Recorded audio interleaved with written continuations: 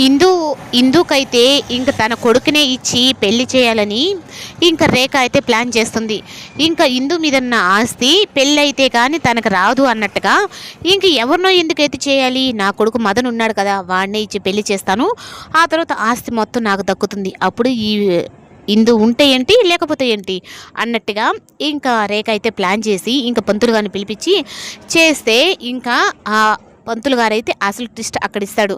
ఇంకా మీ అబ్బాయికి కానీ ఈ అమ్మాయితో కానీ పెళ్లి జరిగింది అంటే ఈ అమ్మాయికి ఉన్న జాతక ప్రభావం ప్రకారం సంవత్సరం లోపు ఆ అబ్బాయి చనిపోతాడు అన్నట్టుగా ఇంక చెప్తాడు. అయ్యో నేను ఇప్పుడు నా కొడుకు పెళ్లి చేసుకోవాలని చెప్పి నేను అనుకుంటే ఆస్తి మొత్తం నాకు రావాలి అనుకుంటే అప్పుడు నేను ఆస్తి కావాలనుకుంటుండేదే నా కొడుకు కోసం, ఇంకా ఆ కొడుకే నాకు లేనప్పుడు నాకెందుకు ఈ ఆస్తి అన్నట్టుగా ఇంక దీనికి ఏం ఆలోచించాలా అన్నట్టుగా ఆలోచిస్తుంది. అప్పుడు అంతే ఆ రౌడీ గాడు ఉన్నాడు కదా, ఆ రౌడీని అడిగి వాళ్ళనే పెళ్లి చేసుకోమన్నట్టుగా చేసుకుంటే వాడు ఎలాగో సంవత్సరానికి చచ్చిపోతాడు, ఆ తర్వాత నా కొడుకునిచ్చి తర్వాత పెళ్లి చేసేసి వచ్చు, ఆస్తి కూడా నాకే వస్తుంది, నా కొడుకు నాతో కూడా ఉంటాడు అని చెప్పనని ఇంకా ఆలోచిస్తుంది. ఇంకా హిందూ విషయంలో నందిని అపర్ణ వేసిన ప్లాన్లు మొత్తం మళ్ళీ రివర్స్ చేస్తుంది.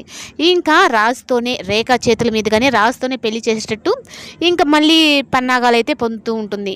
ఇంక హిందూ అయితే నువ్వు వాళ్ళు ఏం చెప్పినా నువ్వు ససేమిరా అని చెప్పు హిందూ, నువ్వు ఇలా సైలెంట్గా ఉన్నావు అంటే ఆ రేఖ ఆటలు ఇంకా ఎక్కువైపోతాయి, అసలుకి నువ్వేంటి తగ్గడువేంటి, అసలు మీ అమ్మ ఉన్న తెగింపు నీలో ఉందా, మీ నాన్న ఏదైనా సరే ఆ ప్రాబ్లం వచ్చింది అంటే దాన్ని వెంటనే సాల్వ్ చేసే విధంగా ఉంటారు వాళ్ళిద్దరూ, అలాంటిది నువ్వు ఒక ప్రాబ్లంని ఇంకో ప్రాబ్లంగా మార్చుకుంటున్నావు తప్పక ఏమీ చేయట్లేదని అపర్ణ ఇంకా హిందూ ముందు చాలా బాధపడుతూ ఉంటుంది.